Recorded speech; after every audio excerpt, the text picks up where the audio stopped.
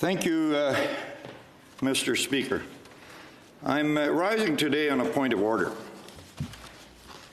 And I am doing this very reluctantly, and I spent a great deal of time contemplating, even as late as lunch hour, on whether to go ahead with this, because I did not want my point of order to be deemed as something I am doing out of personal gain or trying to get any personal satisfaction. But I believe, as leader of the Conservative caucus and as leader of the opposition, and indeed one of the leaders of this august chamber, we need to have rules, and they need to be adhered to, and we need to have discipline. Mr. Speaker and honourable colleagues, on April 26, Senator Pierre Delphond sent to the interim clerk of the Senate a letter raising what he referred to as a question of privilege. The following day, the clerk sent an email to all senators and their staff, plus several members of the Senate administration, giving notice of said question of privilege. Senator Delphond's letter, in both official languages, was attached to the notice.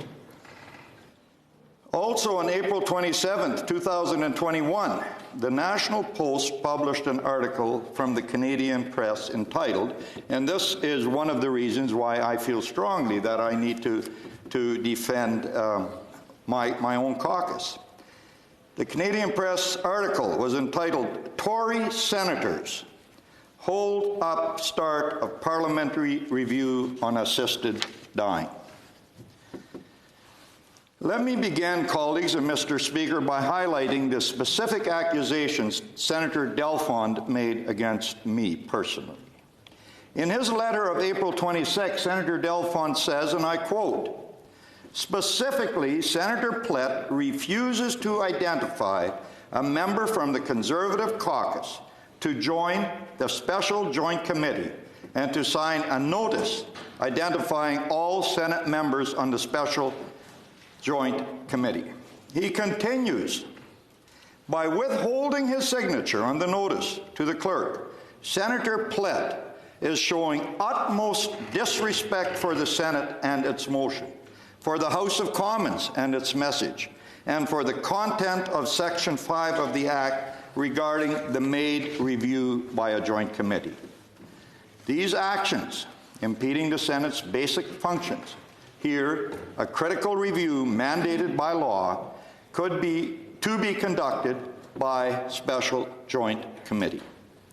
In the Canadian Press article, Senator Delphond is quoted several times where he stated he wants a blank check, which I'm not ready to give. Speaking, of course, about me. He added, and I quote, "The ego of one man is preventing the system to work, which I find is close to showing contempt for Parliament." He then continued, "Plett is showing complete disregard and disrespect for the Senate, for the House of Commons, and for the bill that provides for a committee to be set up as soon as possible." Senator Delphond concluded with, "It's really taking the Senate hostage, the House of Commons hostage." To summarize, Senator Delphond publicly accused me of refusing to identify a Conservative senator to serve on a joint committee and refusing to sign the notice mentioned in the motion adopted by the Senate on the joint committee. I was thereby solely preventing the system from working, impeding the basic functioning of the Senate. I was showing utmost disrespect not only to the Senate, but also to the House of Commons. I was contravening a law of Canada. I was taking Parliament hostage. People reading Senator Delphond's letter and his comments in the press would think that Don Plett had all the MPs and all the senators locked up somewhere and asking for ransom or some other demand. I don't think a parliamentarian can accuse a colleague of a more serious charge, with the exception, perhaps, of criminal charges or treason. Clearly, For such accusations to be laid against a fellow parliamentarian, something terrible must have been done. So let's look at the facts, Mr. Speaker.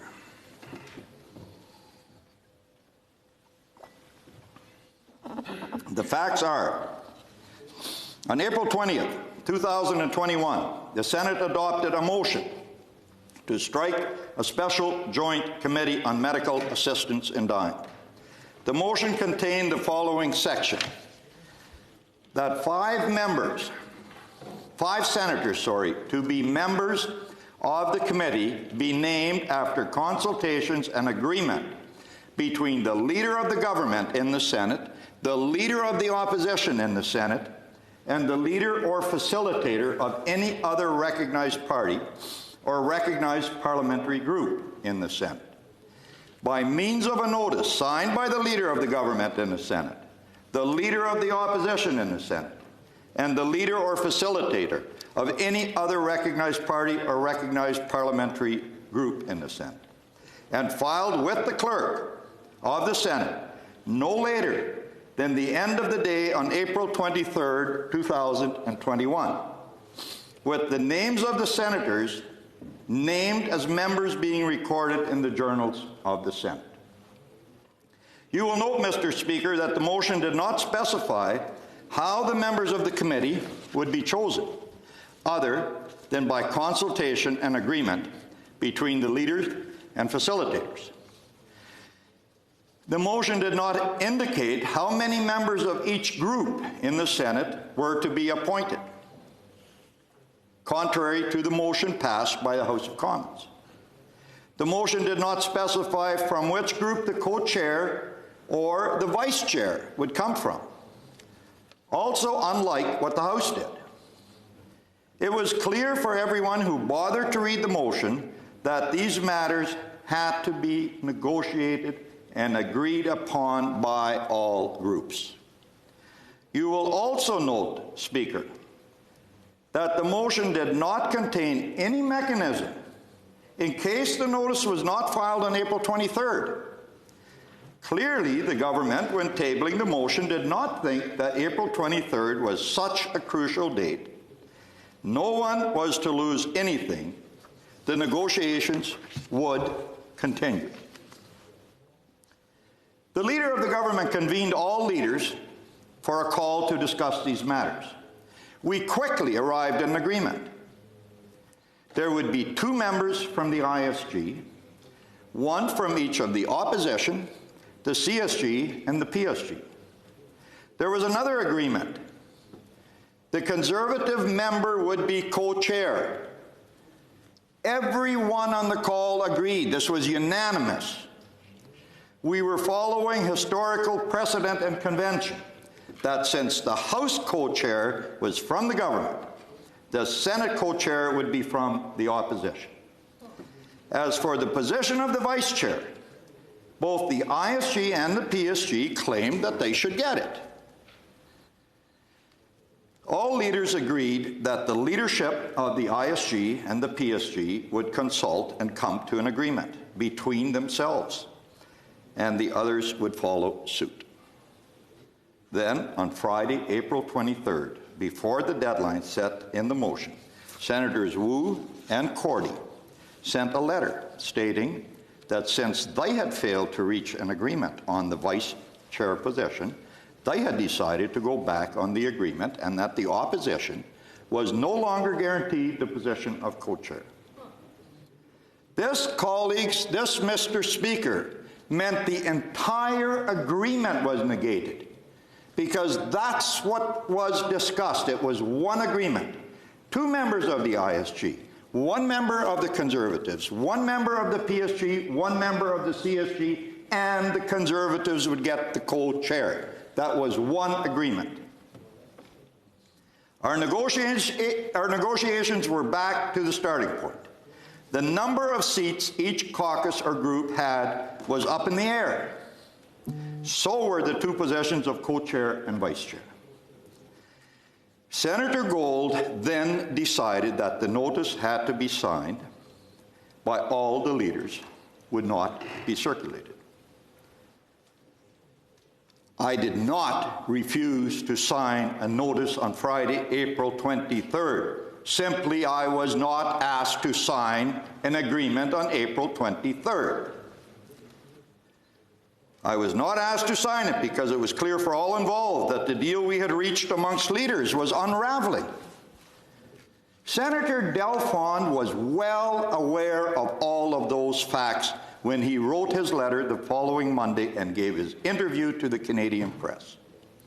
In fact, colleagues, he was on the call when the agreement was made, when the leaders reached this agreement in the first place. So now that I've outlined the facts, let me highlight why I believe Senator Delfond's letter and interview are in contravention of Senate rules. Mr. Speaker, I believe Senator Delfond contravened the rules of the Senate in 4 different ways. First, he used unparliamentary language. Section 6.13 brackets 1 of the Senate rules state, all personal, sharp, or taxing speeches are unparliamentary and out of order. There is no doubt that the language used by Senator Delfond is personal, sharp, and taxing. Accusing a fellow senator of showing contempt to both houses of Parliament is a very grave accusation, colleagues. Senator Delfond's letter, which he knew would be largely distributed, was part of the Senate proceedings as a question of privilege. Its content, therefore, is subject to the rule in section 6.13 bracket 1. Also, Senator Delfond decided to double down on his unparliamentary language in his interview with the Canadian press. He cannot plead the fact that his words were uttered in the heat of debate after he put them in writing in the two official languages to be distributed around the Senate. He then turned around and shared his profound insults about me with a journalist. Clearly, Senator Delfond willfully used unparliamentary language in his letter of April 26, which violates the rules of the Senate.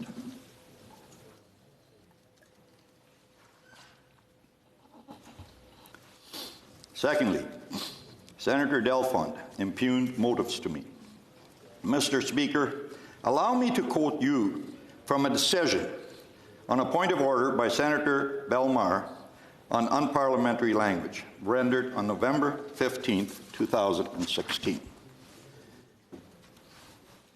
And you stated, I would therefore ask senators to avoid unnecessarily impugning motives to senators who enter debate. That has no place in debate.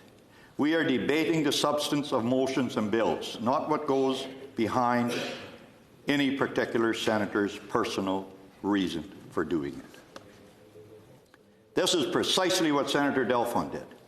He did not only signal the fact that I did not sign the notice on membership, something that we saw was false. He impugned motives to me. He accused me of, in his words, wanting to prevent the system to work. And what is even more intolerable in this instance is that he did all this in such a manner that prevented me with the opportunity to defend myself. I could not explain my position. Senator Delfond knew very well that by sending the question of privilege, then withdrawing it without any apology, his accusations would stand without affording me the chance to set the record straight or to defend myself. He impugned motives to me, contrary to the rules of the Senate, and did this knowing perfectly well that I would not be able to provide an explanation. Thirdly, Senator Delfond deliberately misled the Senate in his letter of April 26. I already laid out the facts. I did not refuse to sign a notice.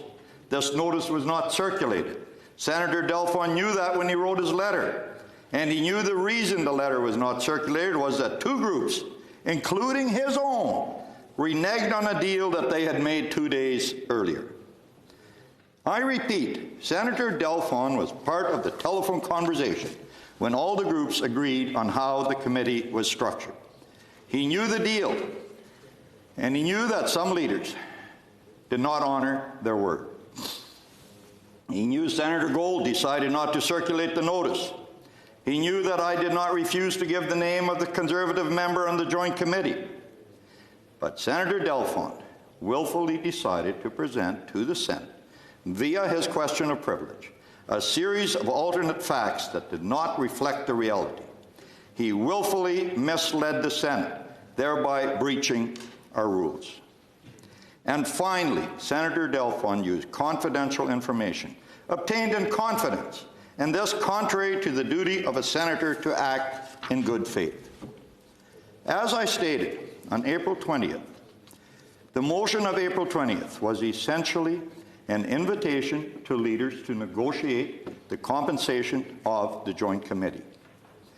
Since 1867, our institution, like all democratic parliamentary chambers in the world, relies on processes of negotiation to move legislation, set the agenda, populate committee, and the list goes on.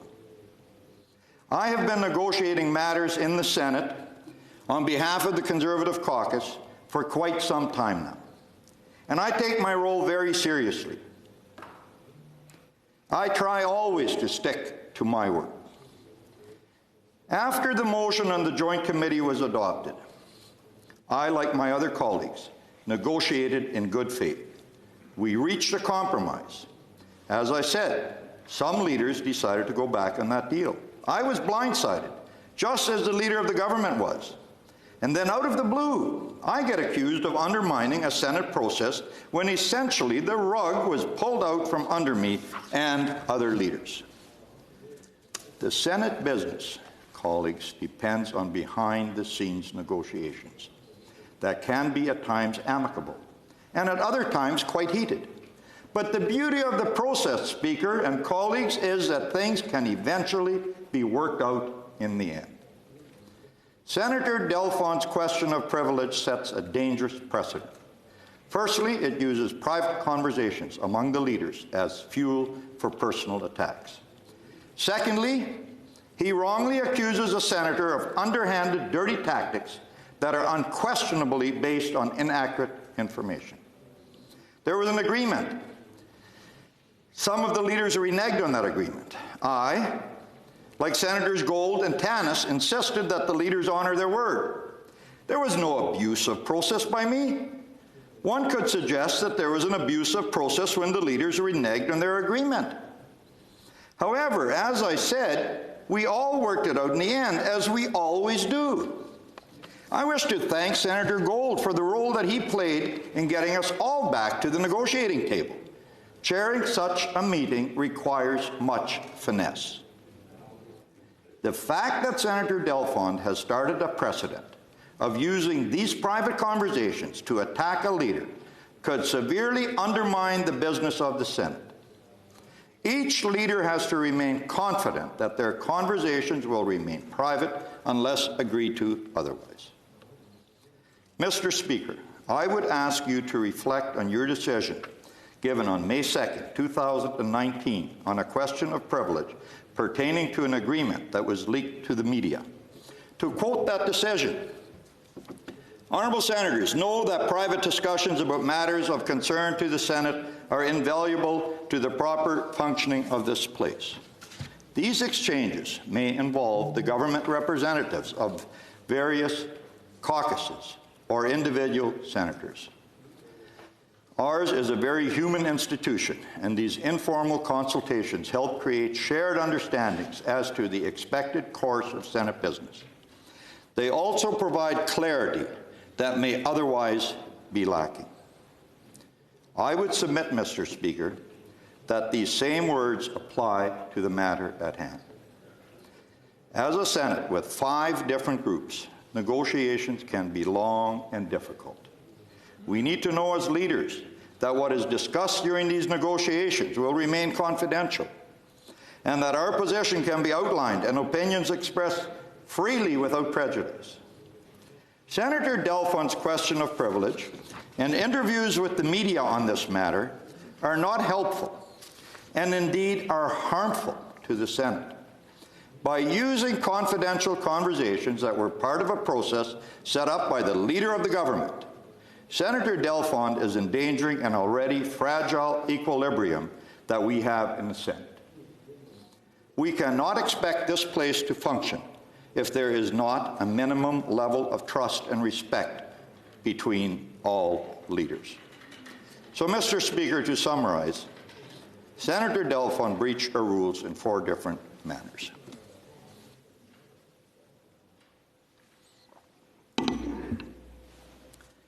Number 1, he used personal, sharp, and taxing speech. Number 2, he impugned motives to me. 3, he willfully misled the Senate. And 4, he used confidential negotiations to attack me in public, thereby jeopardizing the Senate functioning. In conclusion, Mr. Speaker, again, I wish I did not have to raise this point of order. I take no pleasure in this. I was hoping that Senator Delfond would realize that he was accusing me, what he was accusing me of, and would retract himself when he withdrew his question of privilege. I was hoping Senator Delfond would himself stand up on a point of order this week to retract his statements, to apologize, not to me, colleagues, not to me, I don't need an apology, but to the Senate. But Senator Delfond chose not to do this. He willfully let his attacks against me stand when he sent his letter to withdraw his question of privilege. And let me quote that letter for you. Dear Mr. Lafreniere, I write further to my written notice of a question of privilege as submitted on April 26, 2021. I understand that the process provided for in Senator Gould's motion on April 20th has been complied with. As a consequence, the alleged breach has ended and the remedy sought has become moot. I therefore withdraw my notice. Respectfully, Pierre J. Delfond. He is implying that because of what he did, we managed to do what was right and what we should have done all along, when we had never done anything wrong. We had reached an agreement, and the withdrawal here does not indicate that. This is why I have to do what I'm doing today. I would therefore ask you, Mr. Speaker, to rule that Senator Delfond did indeed breach the rules of the Senate with his letter on April 26. His refusal to apologize or retract said letter when he simply withdrew the question of privilege. I would suggest an aggravating factor. Section 6.13 brackets 3 of the Senate rules states that a senator who has used unparliamentary words and who does not explain or retract them or offer an apology acceptable to the Senate shall be disciplined as the Senate may determine. Should you rule, Mr. Speaker, that Senator Delfond breached the rules, I reserve my right to ask that the words of Senator Delfond be taken down in writing by the clerk as provided for in section 613 bracket 2, and to table a motion asking the Senate to discipline him in accordance with section 613 brackets 3. Thank you.